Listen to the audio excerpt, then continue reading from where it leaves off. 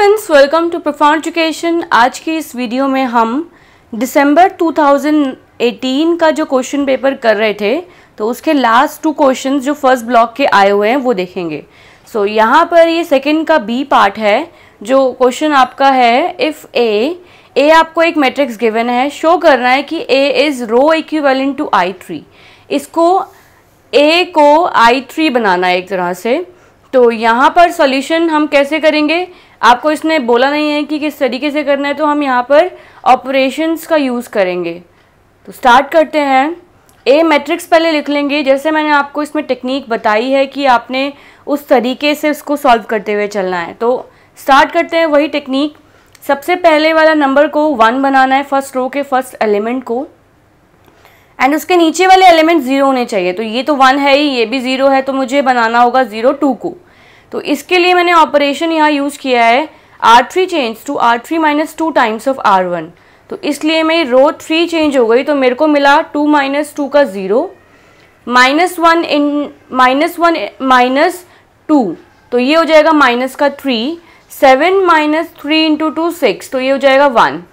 अब अगला हमारे पास आता है, इस 5 को मुझे 1 बनाना होगा। तो डायगनली हम इसमें जाते हैं, इसको 1 बनाने के लिए यहाँ पर हम इसका यूज़ नहीं कर पाएंगे, ना ही नीचे वाले का कोई यूज़ कर पाएंगे, क्योंकि इसका इफेक्ट फिर इसमें और इसमें पड़ जाएगा, जो हम इफेक्ट नहीं देखना चाहते। तो मैंने आपको बताया था कि जब भी आपको मिडिल वाले को बनाना हो 1, तो आप डिवाइड कर लीजिए उसी नंबर से पूरी रो को। तो डिवाइड कर लेंगे हम रो को 5 से, तो हम यहाँ ऑपरेशन लिख सकते हैं R2 चेंज टू R2 को डिवाइड कर रहे हैं 5 से, तो ये हो जाएगा 0 एंड ये हो जाएगा 1, एंड हमें यहाँ पर 2 की जगह मिलेगा 2/5, एंड बाकी के एलिमेंट्स एज इट इज़ रहेंगे।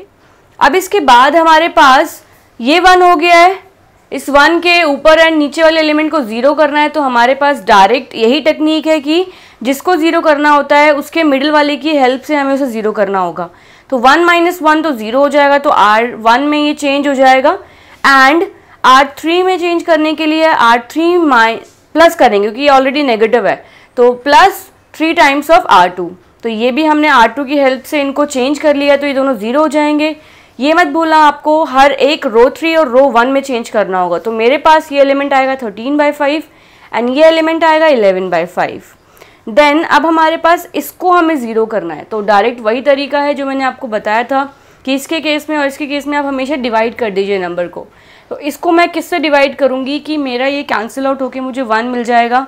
ये नंबर 11/5 है, अगर मैं इसको 5/11 से डिवाइड कर लूँ तो ये पूरा कैंसिल आउट होगा, मल्टीप्लाई कर लूँ तो ये हो जाएगा। R3 को मैं मल्टीप्लाई कर रही हूँ 5/11 से, तो हमारे पास R3 है 11/5, तो 5/11 हमारा कैंसिल आउट होके 1 मिलेगा। तो ये 1 हो गया, इनमें कोई इफेक्ट इसका नहीं दिखेगा, तो हमारे पास ये ऐसे आ गया। अब लास्ट हमारे पास ये है कि हमें इन दोनों को 0 करना है, किसकी हेल्प से, इस एलिमेंट की हेल्प से जो कि 1 है। तो इसकी हेल्प से करना है, तो वही डायरेक्ट इजी टेक्निक हमारे पास है कि उतने टाइम्स उसको ले लो। तो यहाँ पर R1 को चेंज करें तो R1 मतलब 13/5 माइनस 13/5 इंटू 1, तो ये हो जाएगा मेरा 0। इसमें कोई इफेक्ट नहीं पड़ेगा इसका, क्योंकि ये एलिमेंट 0 ही है। एंड R2 के लिए भी सेम एज इट इज़ हम वही टेक्निक यूज़ करेंगे। तो आप देखेंगे कि ये जो आपकी ए गिवन मैट्रिक्स थी वो I3 के इक्विवेलेंट हो गई है। तो हम यहाँ मेंशन कर देंगे कि A is row equivalent to I3। तो अब हमारे पास दिसंबर 2018 का ये लास्ट क्वेश्चन है, ब्लॉक 1 का जो आया हुआ है, एंड ये 10 मार्क्स का क्वेश्चन है। क्वेश्चन नंबर है सेकेंड का C part, solve the following system of linear equations by using matrix inverse. तो आपको इसका सॉल्यूशन फाइंड आउट करना है in system of linear equations का। तो सॉल्यूशन से मतलब यही होता है कि x, y, z की वैल्यू फाइंड आउट करनी है, and hence obtain the value of this equation. मतलब इस इक्वेशन के लिए आपको जब आप x, y, z की वैल्यू इनसे फाइंड आउट कर लेंगे, तो इसमें पुट करके तो इसका क्या वैल्यू आएगी वो आपको फाइंड आउट करनी है। तो इस तरीके के क्वेश्चन के लिए हमने देखा था कि होमोजीनियस एंड नॉन होमोजीनियस के केसेस होते हैं। तो ये हमारी नॉन होमोजीनियस इक्वेशन है, तो इस केस में हम सबसे पहले डिटर्मिनेंट निकालेंगे क्योंकि हमें सॉल्व करना है। मैट्रिक्स मेथड क्या होता है, x is equals to a inverse dot b, and इसमें a पार्ट मेरा ये होगा, इनका कोएफिशिएंट्स वेरिएबल का, एंड x पार्ट मेरा होगा XYZ जो वेरिएबल है, एंड b पार्ट होगा जो RHS साइड है। तो यहाँ पर सबसे पहले हम a, b और x के लिए मैट्रिक्स फाइंड आउट कर लेंगे, एंड फॉर्मूला होता है मैट्रिक्स इनवर्स मेथड का x is equals to a inverse dot b। तो a इनवर्स पहले फाइंड आउट करना होगा, देन उसको मल्टीप्लाई करेंगे b के साथ।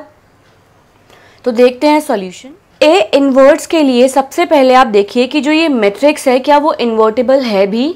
अगर वो इन्वर्टेबल नहीं हुई और a इनवर्स हम निकाल रहे हैं तो ये चीज़ गलत है, वो तरीका ही गलत है। तो सबसे पहले आपको चेक करना होगा कि ये इन्वर्टेबल है क्या। तो उसके लिए डिटर्मिनेंट फाइंड आउट कर लेंगे। मैंने रो 1 एक्सपैंड की हुई है इसके लिए, एंड एलिमेंट्स कुछ इस तरीके से लिखे गए हैं हाइड करके। तो यहाँ पर सॉल्व करके डिटर्मिनेंट मेरा आ गया है 81 डिटर्मिनेंट आ गया है। तो ये एक नॉन ज़ीरो एलिमेंट है। नॉन ज़ीरो एलिमेंट है तो मतलब हमारी ये जो ए मैट्रिक्स है वो इन्वर्टेबल है। तो यहाँ पर हम स्टेटमेंट लिख लेंगे, since determinant is not equal to 0 A is invertible. तो अब हम इसके कोफैक्टर्स फाइंड आउट करेंगे। कोफैक्टर्स के लिए a11, a12, a13, a21, a22, a23, a31, a32, a33। तो साइन सबसे पहले का साइन का ध्यान रखना है आपको हमेशा। तो जो ऑड देगा आपको ऐड होके तो उसके लिए माइनस साइन। तो ऐसे ही अकॉर्डिंगली सारे एलिमेंट्स के लिए आपको माइनस असाइन कर देना है, एंड डिटर्मिनेंट में लिख लीजिए हर एक एलिमेंट को, क्योंकि इससे मैंने पहले भी बताया था इजी रहता है सॉल्यूशन, एंड एग्जामिनर भी आपका कंसिडर करता है उसको बार बार वैल्यूज़ देखने में। डायरेक्ट वो देख सकता है कि आपने किस तरीके से उसको दिखाया है। तो हर एक वैल्यू को लिख लीजिए, एंड आपके लिए भी ईजी रहता है कि आप कैलकुलेशन चेक कर सकते हैं एंड में अगर गलत भी कुछ होता है तो डिटर्मिनेंट मैंने लिख लिया है, एंड उसके बाद सॉल्व करके हर एक एलिमेंट मुझे मिल गया। ऐसे ही 3, 2 एंड 3 के लिए भी मैंने एलिमेंट फाइंड आउट किया है। तो ये मेरे पास कोफैक्टर्स आ गए हैं। अब इसको एडजॉइंट ए की फॉर्म में लिख लेंगे। तो एडजॉइंट ए अभी आया नहीं है क्योंकि अभी ट्रांसपोज होना बाकी है इन एलिमेंट्स का। अभी मैंने सिर्फ एलिमेंट्स को डायरेक्ट लिख लिया है उन्हीं की पोजीशन पे।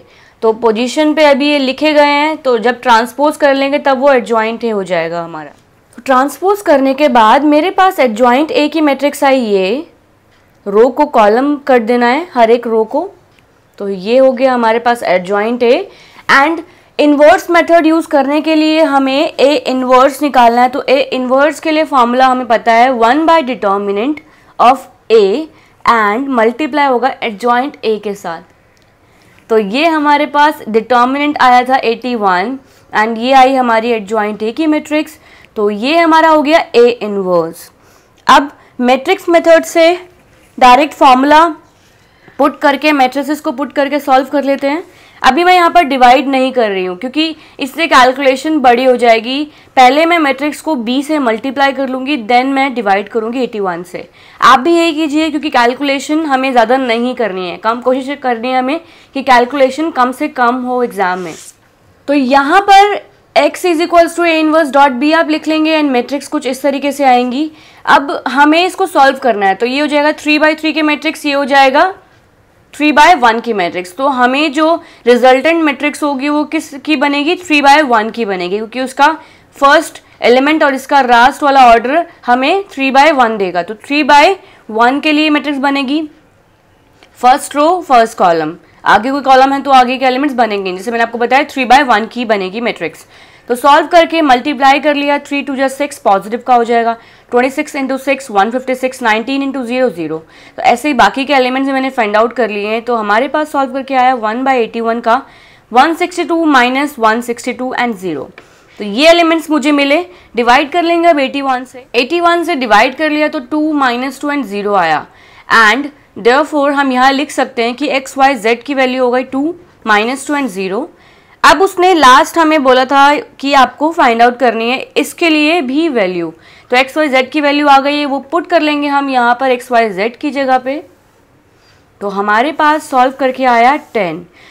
तो ये 10 मार्क का क्वेश्चन था जो आप इजीली इस तरीके से कर सकते हैं। कोशिश कीजिए कि आप क्वेश्चन को बहुत अच्छे से दिखाएं, आपका प्रेजेंटेशन अच्छी हो क्वेश्चन को करने की, तभी आप फुल मार्क्स गेट कर सकते हैं। अगर आपको हमारी वीडियोस पसंद आई है तो लाइक करें, हमारी आगे आने वाली वीडियोस में अपडेट रहने के लिए सब्सक्राइब करें और दोस्तों अगर आपके कुछ सजेशंस हैं तो हमें कमेंट करें। Thank you.